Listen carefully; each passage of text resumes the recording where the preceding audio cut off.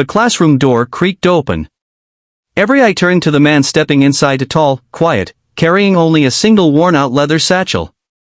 His eyes were calm, but there was something strange about his silence. Not fear. Not nervousness.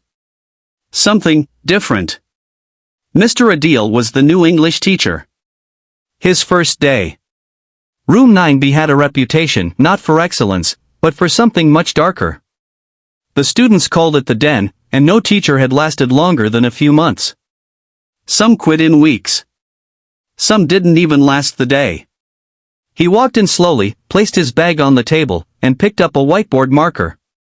"Good morning," he said softly, barely above a whisper. The silence in the room broke almost instantly with snickers and eye rolls. One boy, Aram, leaned back in his chair and muttered just loud enough for everyone to hear, "Another one bites the dust." Beside him, Faraz smirked and launched a paper ball straight at Mr. Adil's back. It bounced off harmlessly, but the room erupted in laughter. Mr. Adil didn't flinch. He turned around, smiled gently, and wrote on the board, "Every wound has a story."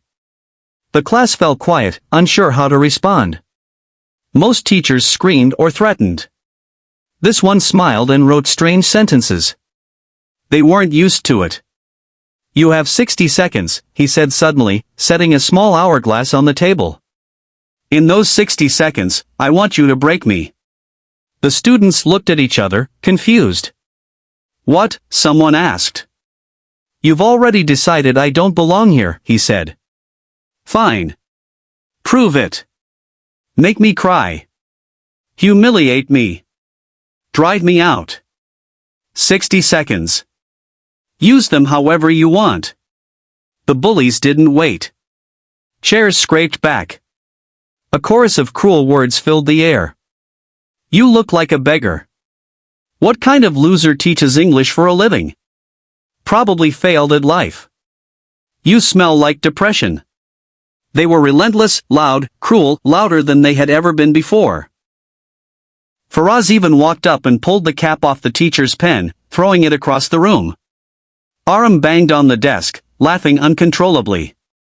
Still, Mr. Adil stood calmly, watching the hourglass. Then the sand ran out. He lifted his hand. "Silence.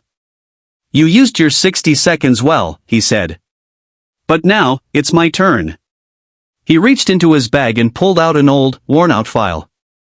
He laid it flat on the table and opened it. "This," he said, holding up a photograph, "was my classroom in Kashmir. It's gone now.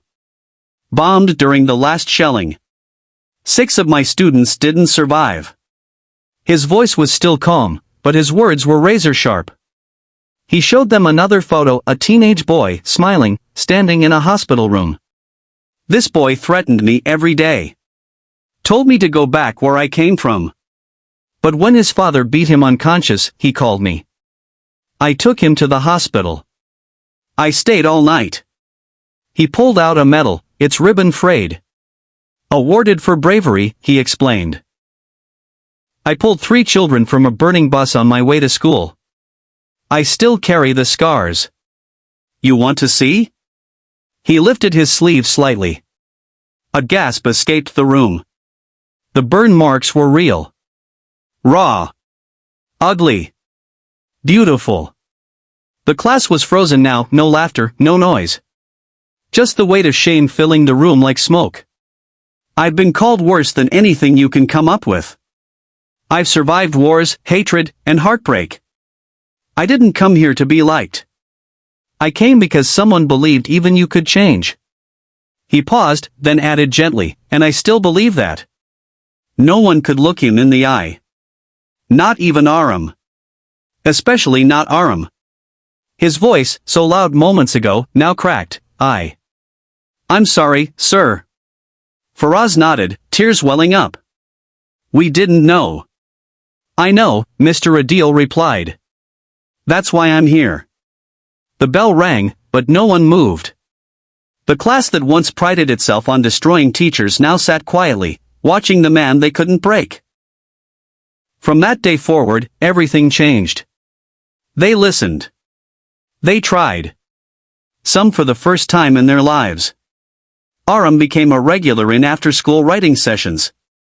Faraz stopped skipping class. Even the school principal, who had nearly lost hope for 9B, started visiting their class more often, just to see the miracle unfold. But it wasn't a miracle. It was courage, forgiveness, and the belief that even the worst behavior often hides the deepest pain. Mr. Adil didn't just teach English. He taught healing, humanity, and that sometimes, the strongest people don't raise their voice, they raise the bar. In the end, the students didn't remember the grammar lessons or the essays. They remembered a man who stood still in the storm, who gave them 60 seconds to break him and a lifetime's lesson in how to rebuild themselves.